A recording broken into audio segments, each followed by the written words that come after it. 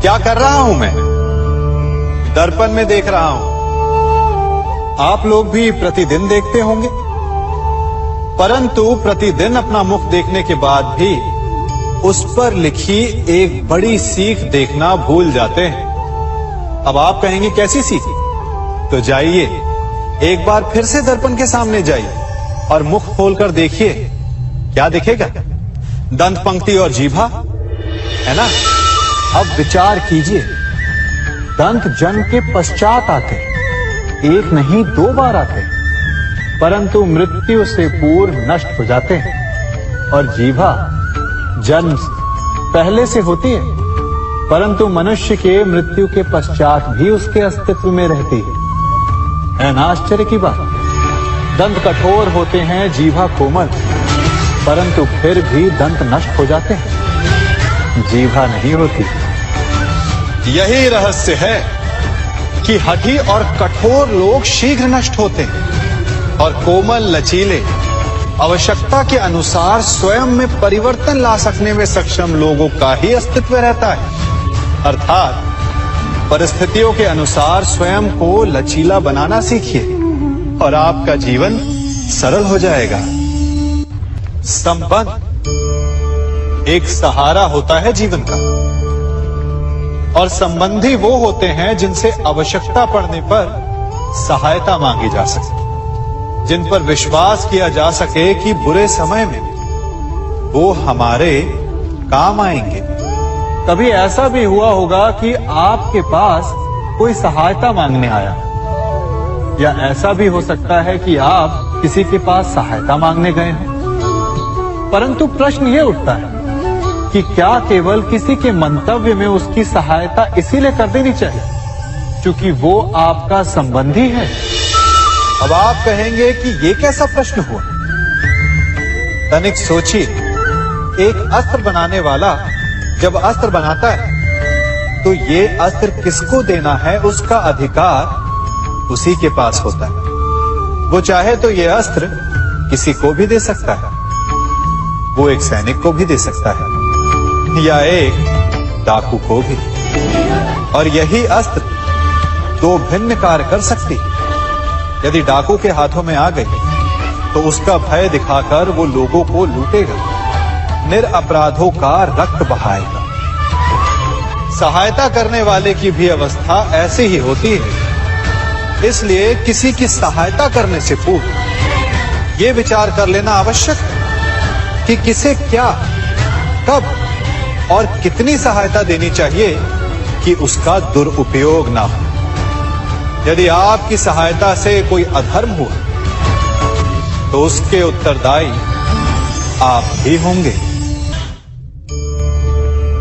जीवन में कई बार ऐसे अवसर आते हैं कि आप लोगों से मिलने जाते हैं और उनसे कुछ आकांक्षाएं भी रखते हैं, और कई बार जीवन में ऐसे अवसर भी आते हैं कि लोग आपसे मिलने आते हैं। इसलिए अतिथियों का सम्मान करने से पूर्व सदा कुछ बातों को स्मरण रखना आवश्यक होता है।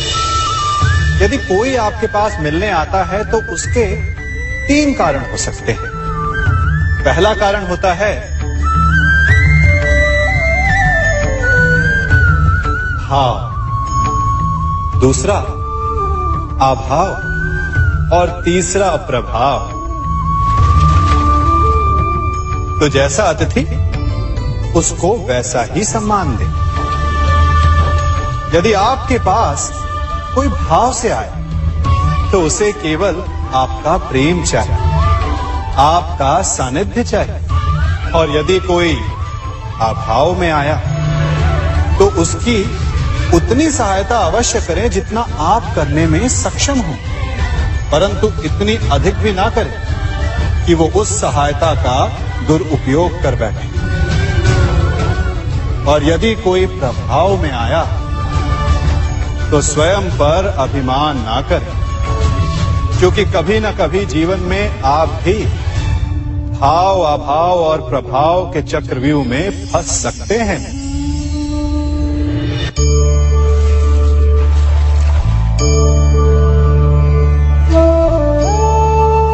यदि जल को मुट्ठी में कसकर बांधें, तो जल कैसे अपना मार्ग बनाकर निकल जाता है?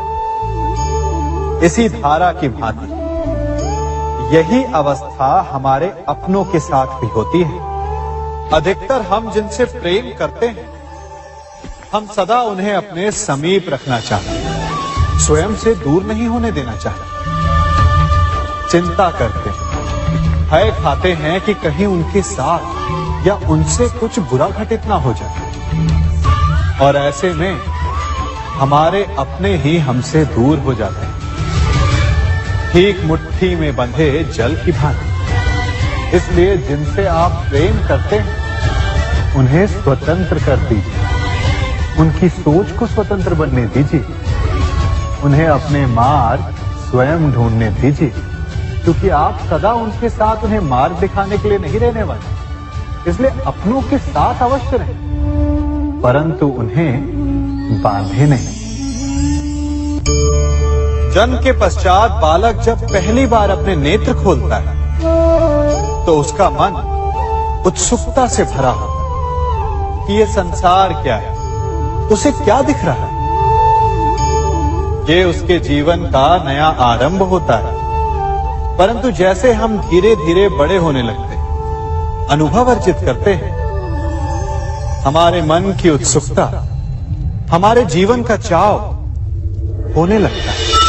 तनिक सोचिए, जब हम सुबह सोकर जगते हैं, अपनी आंखें खोलते हैं, तो उसे ही हम अपने जीवन का प्रारंभ समझ ले, तो सुबह से लेकर संध्या तक के समय को ही अपने जीवन जीने का समय समझ ले, तो कितनी स्फूर्ति आ जाएगी। आप कितने काम कर पाएंगे, कितने लक्ष्य अर्जित कर पाएंगे। पलों से मिलकर घड़ी बनती, घड़ी से मिलकर प्रहर, प्रहर से मिलकर दिन बनते हैं, और दिनों से माह और वर्ष। यदि आप अपना हर पल, हर प्रहर विश्वास से, हर दिन उत्साह से जिए, तो आपका संपूर्ण जीवन सार्थक हो सकता है। मनुष्य अपना जीवन विश्वास पर जीता है, परंतु विश्वास किसका? तनिक सोचिए, किस पर विश्वास है आपको?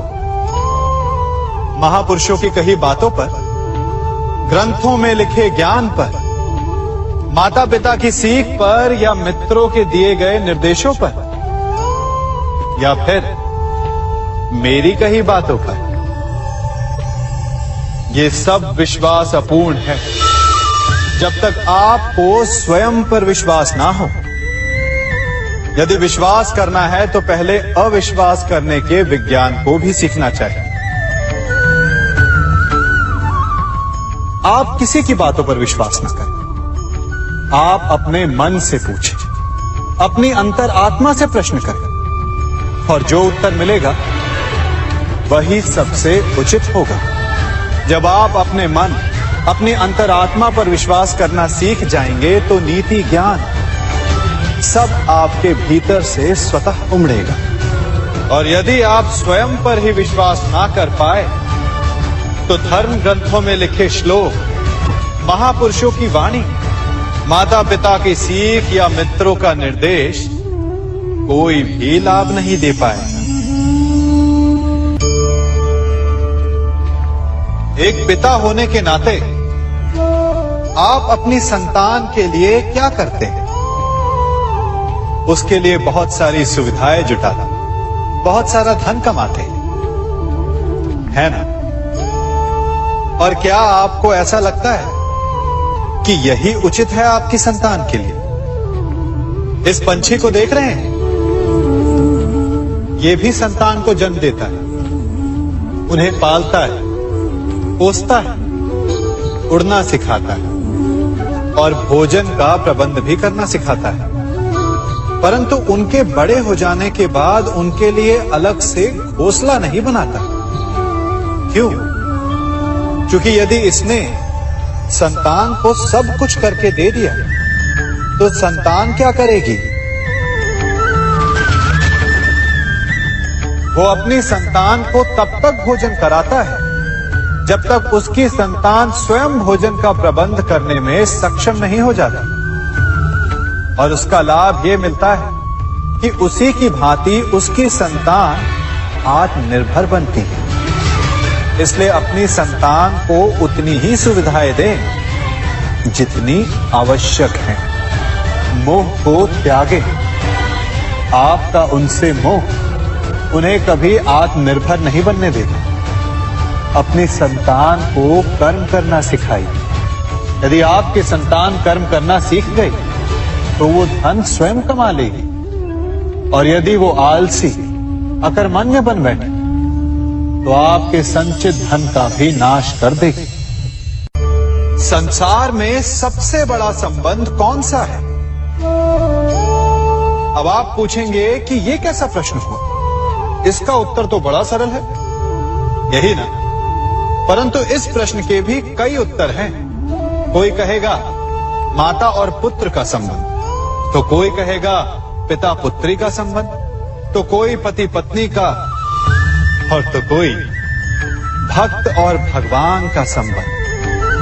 परंतु तनिक गहराई से देखेंगे तो पाएंगे कि ये सारे संबंध या तो जन्म से जुड़े होते हैं, या समाज में बना दिए जाते हैं, या फिर किसी आकांक्षा के चलते बनते हैं। तो सबसे बड़ा संबंध कौन सा होता है? उलझ गए ना? सबसे बड़ा संबंध होता है मित्रता का, क्योंकि मित्र हम स्वयं चुनते हैं, जिसमें ना कोई आकांक्षा होती है, ना ही कोई स्वार्थ छिपा होता है। यदि कुछ होता है तो केवल साथ का आनंद। अपने बीते दिनों को स्मरण कीजिए।